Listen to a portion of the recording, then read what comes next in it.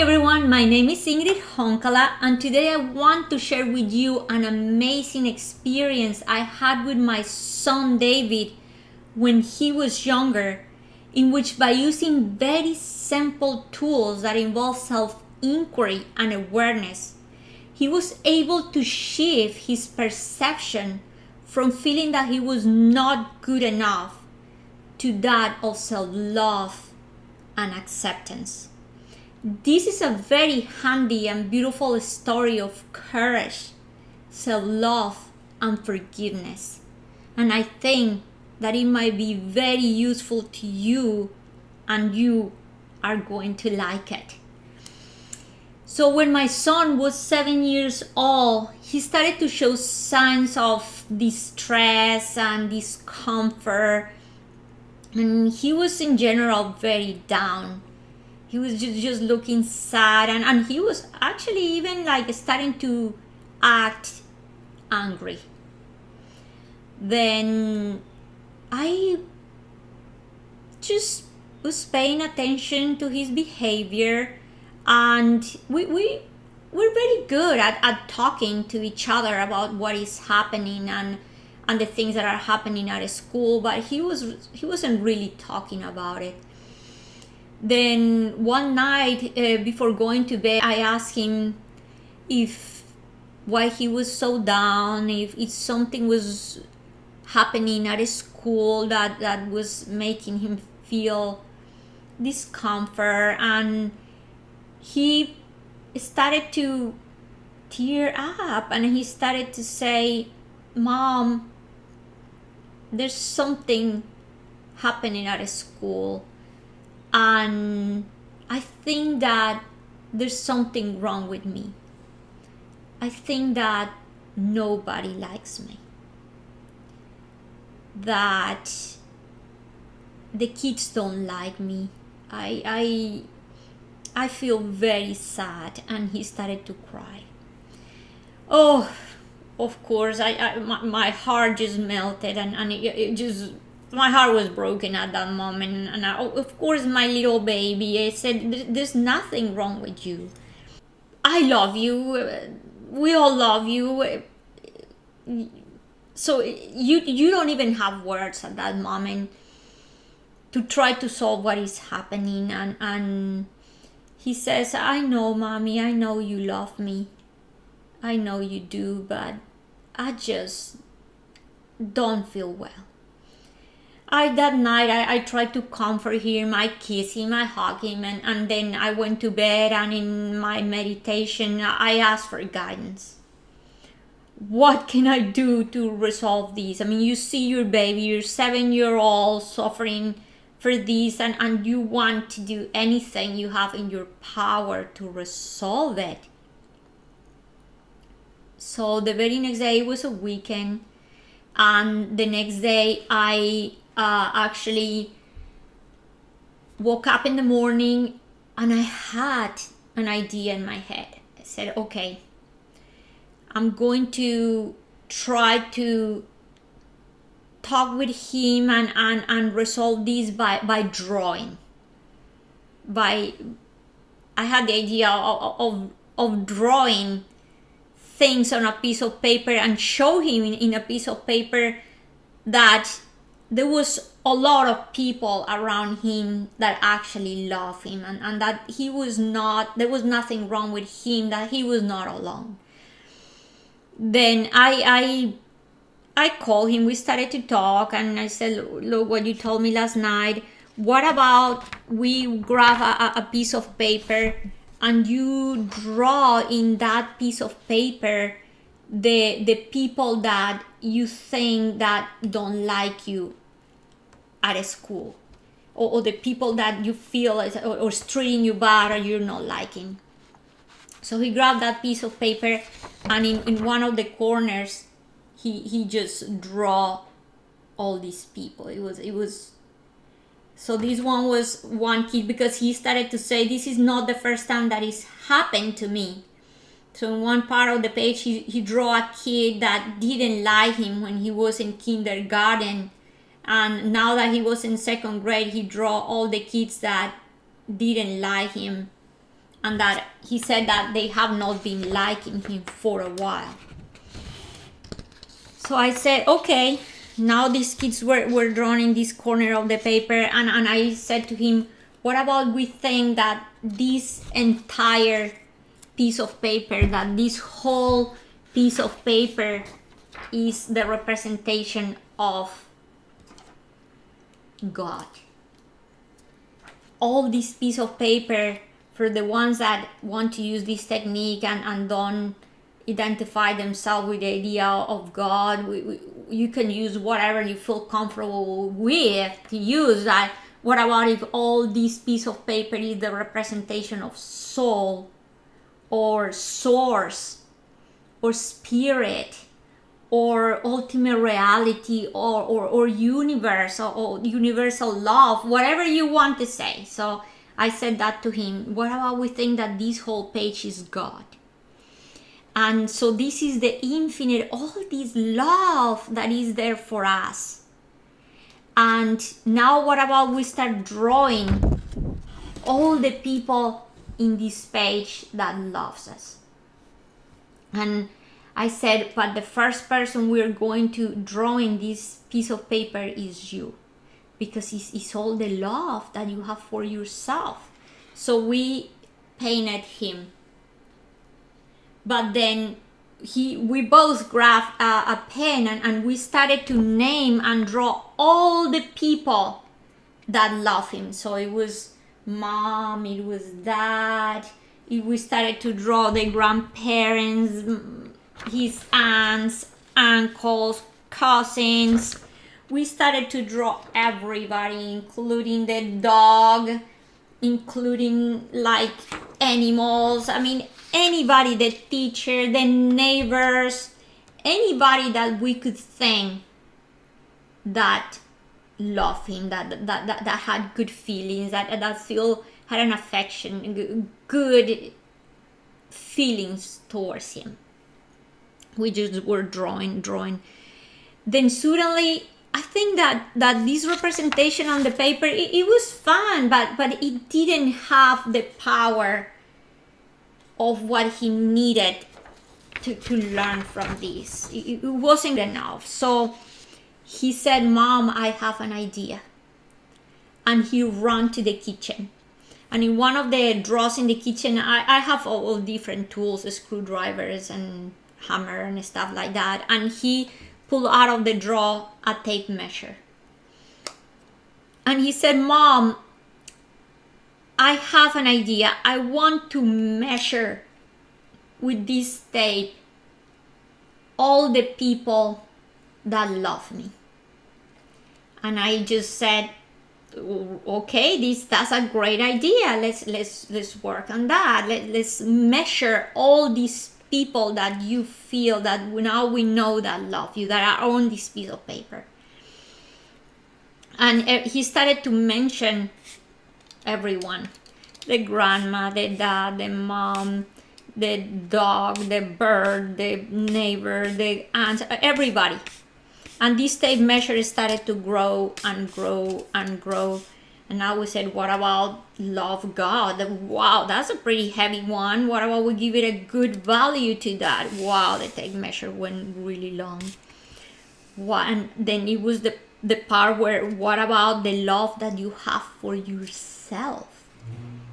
And now he was able to measure and see it and kind of like quantify how much love he could have for himself. And this was big. It was like, wow, to this point he didn't realize how much he could love himself, how heavy that was. And now we extended that tape measure, and there are all other type of love that was very big, the love from my mom and my dad. So this tape measure grew so long that now was in the entire extent of the living room and a corridor. So he looked at this tape and says, Mom, now we're going. He was learning everything about addition and subtraction. So it's like, now we're going to subtract the people that do not like me. And when we did that, he subtracted it was like 5-6 people in total. It was pretty much nothing. It was nothing compared with the rest. So now he was able to see it clearly. It was like he was able to give a proportion to his feelings. He was able to quantify what he was seeing and feeling. He realized that he was putting too much attention in these kids, that he has centered his mind in these kids that didn't like him, and that he was actually trying to do everything in his power to be liked by these kids, and that with everybody else he didn't need to make any effort. He was already getting this love for free. He didn't have to do, he only had to be himself, and he was already being loved. When he saw this, he was thrilled. Then he said, Mom, but now what we're going to do with those kids in the page that are there and that don't like me? Because they are still there. And I said, what do you want to do? So he said, can I rip them out of the page? And I said, if that makes you feel good, if that gives you a sense of relief, and you can get them out of the way by doing that, do it. So he grabbed the paper and he ripped that piece of the paper and grabbed the piece of the paper, like completely crunched it and tossed it. He tossed it in the trash. But at that moment, besides doing this, I introduced to him the idea of forgiving. I say, what about if besides, okay, they're not part of the page, but they kind of still there inside of you. What about if the way to completely remove them is by forgiving them? We don't know why these kids are acting this way. Maybe they're trying to call other people attention. Maybe they're just not happy at home. We never know. What about if we try to just forgive these kids? But up to this point, he really didn't have a really clear understanding of what forgiveness meant. But to him, it was more the idea of like, yeah, it's okay. I can just put them aside and not deal with them. But I already put that little seed within him of like, let's forgive these kids. Let's not hold anything against them, and let's center our mind in the people that want to be with us, that is offering all this love to us, and yourself. You are the one that, wow, look at how much you can give to yourself. It's the love for yourself. Then I said, what about when you go back to school on Monday, you give yourself the opportunity to play with other kids? Just let's try. And then on Monday, when he came back from school, he says, Mommy, you don't imagine what happened today. And he gave me the big surprise when he said to me, Mom, I gave myself the opportunity to play with other children, with other kids. And I said, how did it go? And he said, it went great. It was good. So now I was able to see how he was able to gain this courage and go and approach other kids and be able to play and be together with the other people he was not even giving himself the opportunity to relate with.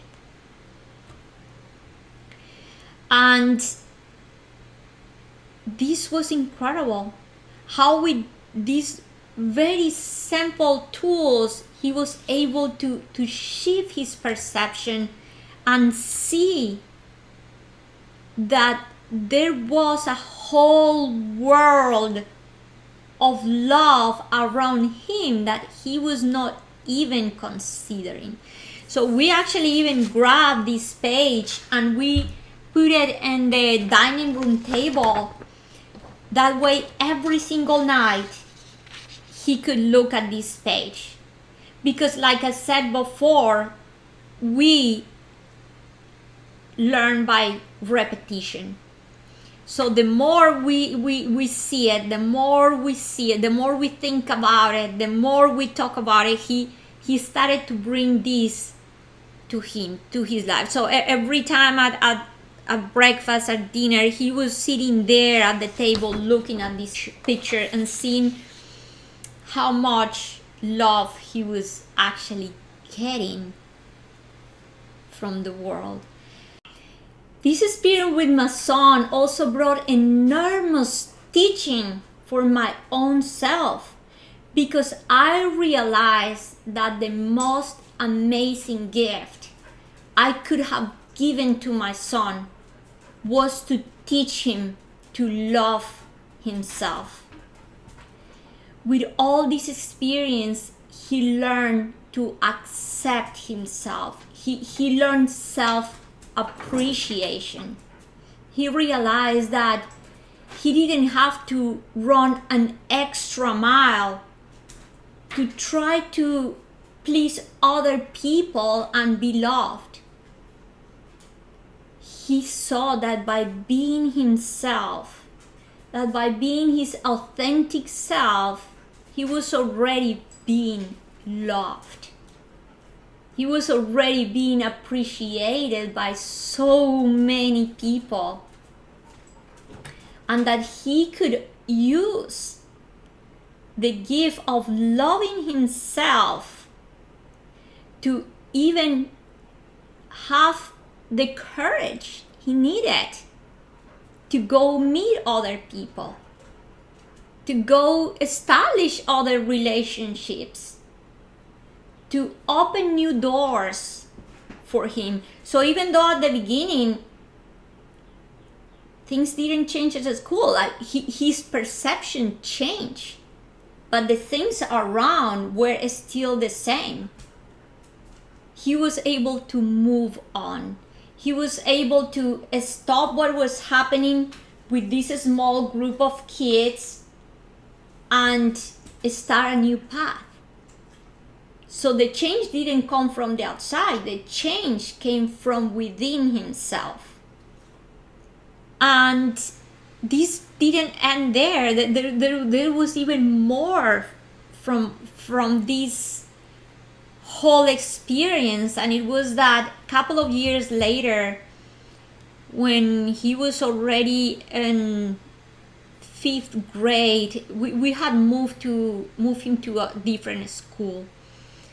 And in this school, one day he was talking to the teacher, and we were mentioning this experience that had happened in the other school. And it's when I realized that the whole process of forgiveness had been completed, because he said to the teacher, "Look, when I was in the other school, there were these children that didn't like me." But then he said, "But this experience was very important to me, because those children taught me that I could love myself. They taught me that I was being loved, and that I didn't have to do anything other than being myself to be loved." It's when I realized that he had found value in this challenge in this suffering that he had when he was younger, and then that at this point there was even anything to forgive anymore, because he was actually being grateful with that experience. So what it was to forgive, it was pretty much, forgiveness was already implicit there. He already had given to these kids the value and given to that experience like this immense value that it had for him. Another incredible thing that I've been teaching to my son throughout all these years is to always try to not do to others what he doesn't want that they do to him. So he actually views this experience to relate with other kids, and when he see that something is happening to somebody, or somebody is being mean or going to hurt somebody, he's actually used this, and he said to these people, don't do that to them, because you don't want that anybody do this to you. So it's incredible how if we start giving our own children the tools that they need to become observers of themselves, to use their experiences to see good in them, then now they are expanding, growing and evolving since a very young age. They're already starting to learn forgiveness, courage, the value in their challenges and their experiences. Not long ago, we were sitting at the dining room table, and David said to my husband and I, he said, "Wow, I have realized something, Mom. It is amazing how in this family we always tend to see the good on things. We always tend to see the good in our experiences."